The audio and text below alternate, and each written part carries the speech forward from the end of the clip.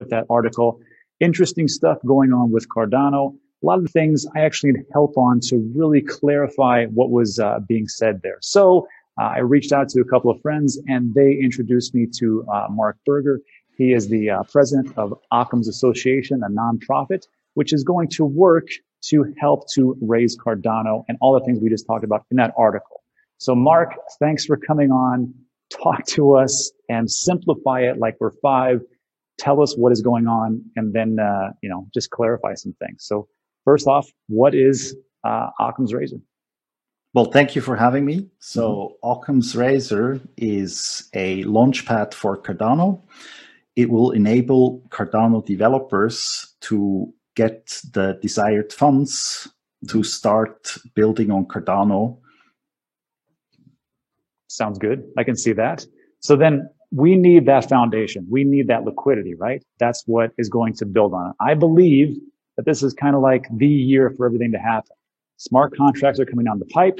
Golden era is here. We had the merry hard fork. So is that the big thing that that your foundation or that your association is going to be doing? Or is there more pieces of the puzzle? Because if it's just liquidity, I mean, that's great. We all need liquidity to bring over these developers. Anything else going on? Yeah, so we are building this, first of all, in Ethereum. We're having a beta test right now, and we'll be releasing in April. We're building this on Ethereum to capture liquidity from a other chain to enable Cardano developers. And then in August, we'll be ready to port it over to Cardano, and then we'll live on both blockchains. Okay, so we got 4 months here. We're going to build it on Ethereum. You're going to build everything on Ethereum and then bring it all over for native assets so that people, not everybody, but the people who are building over there can make it very easy to come on over to Cardano and, of course, the liquidity that follows. Okay, so that is that part. Is that correct? That is correct. On top of that, we have partnerships with centralized exchanges that are going to enable a centralized bridge, a Ethereum to Cardano or vice versa bridge. So the first use case is going to be that our OCC token can be deposited to those exchanges, either as an ERC20 or as a Cardano asset. And on that exchange, you can switch the chain and then withdraw it into that chain where you need it. This is, of course, only the first use case. Over time, you'll be able to withdraw a Bitcoin and hunt for some interesting yield on the Occam platform as well. Okay. Well, I like that. Everybody likes yield. We'll take it. So now that we have all these things going on, I did a little bit more research. I took a look at it in the background. Is there any plans for a DEX, decentralized exchange, something like that? Because if you're going to build on Ethereum, Ethereum's great and it's going to do well, but there is one big problem. I think we all know that problem. It is the gas fees. So, and of course, time constraints. So anything like that's going to happen down the pipe? Yes, exactly. So after the release of Occam Razor, we'll have a release of Occam X, which is let's say, Uniswap version 4 DEX that has many improvements. Those improvements, they mainly come from my team's past, where we have been working on centralized digital asset exchanges and where we exactly know how such an exchange works and what the mechanics are in there.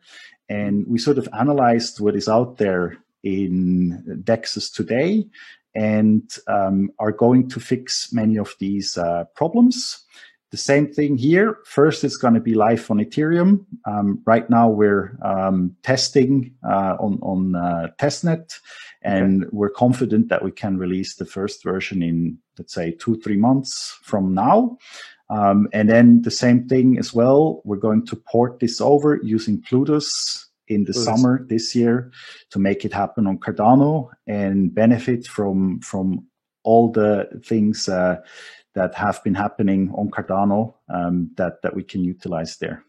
Gotcha. Well, that sounds pretty good. I'll take that DEX. I'll take that DEX because I don't want to pay outrageous fees. So we'll see how that works out. And I really should have started with, because Danish introduced us, Danish Chowdhury over there at Bitcoin.com. That's a little fancy exchange that's going on. And he said, hey, this is Mark. You got to talk to this guy, and he knows what's going on. But tell us real quick. I'm a big believer in investing in people. A lot of the people that are on my channel, my subscribers, kind of are in the same type of vein and theory as me. So, Mark, tell us, like, first of all, how'd you get into this? Is this like something that is new, or have you been doing this for quite some time? Because I took a look at some history. Looks like there's been a lot of history. So just tell us, just ease our fears and tell us where you came from.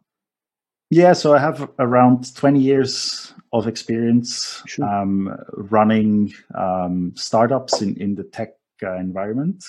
And I had a short 3-year engagement with a bank where I had to build custody from scratch, a trading desk for digital assets from scratch. All those things back then didn't really exist, so I had to build them. This is true. But a bank remains a bank, so I had to get some freedom and get out of there and build stuff. I believe by building stuff, you have more impact anyway. This is true. So I'm going to guess this was not an American bank, because this was because and first of all, what year was this? I don't think this was last year. Yeah, so the engagement with the bank started in late 2015. Okay. So it was a bit before the 2017 craze, which went really well for the bank. And then after the 2017 craze, I left to go build again. It was not an American bank; it was a Swiss bank called Vontobel. It's the biggest bank for structured products in Europe. And so I'm Swiss myself, so it's only natural that I had to end up in a Swiss environment somewhere. Totally makes sense. And then, but this was 2015, but even before then, you were in blockchain and cryptocurrency and digital assets, right? Yes. I had my phase where I was interested in Bitcoin, and where I started making sense of what this is and how this works, and if it will eventually impact the world with what it is and what it does. Gotcha. So we go from there all the way up to the present. Now we're talking about Occam's razor. We're talking about the whole liquidity process. We're talking about a DEX. And then what about like for self-governance and DAOs and things like that? Yeah, that's our third product. So the OCC token basically has this function that it can be used in the Occam DAO. So what we're trying to achieve is that we have a wide distribution of the OCC token, so that over time we can decentralize the Occam protocol and get it in the hands of the users, so that they can write proposals, that they can get them voted, etc. Gotcha. Okay, so we got 3. Okay, so I'm talking about these things, and you're telling me about, okay, we got this project, this project, this project. Any other projects that you have in that little arsenal that you've been talking about, or is there anything else I missed? Yeah, I think those 3 products are the main ones. So okay. Occam Razor, Launchpad, Occam X, Advanced DEX, and then the Occam DAO represented by the OCC token. There is a few like side things. For instance, a centralized bridge where you can swap tokens from Ethereum to Cardano, and the other way around, which should give centralized exchanges freedom in the future, so that when people want to withdraw tokens and don't want to spend too much gas and want to put it on a blockchain where there's interesting yield to capture, then they can do that using that bridge. Gotcha. And I think that all comes down to when you were working, I think you were working with exchanges in the past, and this is where it all comes from. That is true. So my old company, Scalable Solutions, is running many exchanges throughout the world. So it has a global reach. There's about 22 exchanges and about the same amount of wallets. And overall, the technology is processing roughly 10% of the global spot volume on a daily basis. Gotcha. That's one of the things I remember Danish actually telling me in between drinks. So yeah, that makes sense. All right. So first of all, Mark, we all appreciate you coming on here to help us make sense of what's going on. It sounds like a pretty good project. Last bonus question I'll just ask you is this. Cardano gets a lot of flack because, let's be honest, it is not the fastest in development. They take it very slow, very nice. And in the beginning, because I'm an entrepreneur, you're an entrepreneur, we like to, get things done and throw things at the wall. But sometimes it's not a good idea to do that. A prime example will be like Boeing or airlines. I don't want them to figure out all the mechanical problems when they're up in the air. When I'm in that jet, make sure you fix it before I get up there. So when we're talking about all these things, where do you see Cardano going in? Let's just take it simple. 6 months, a year, and then try to go till out to 3 years. Where do you see everything happening with Cardano? Well, we're closer than ever for things to happen for real with Cardano. So basically, all we have to do is wait until the smart contracts are fully functioning, which should be happening later this summer.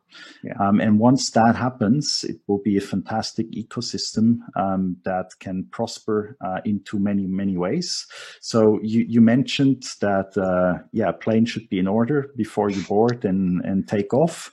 Yes. And this has been happening to Cardano behind the scenes over many years.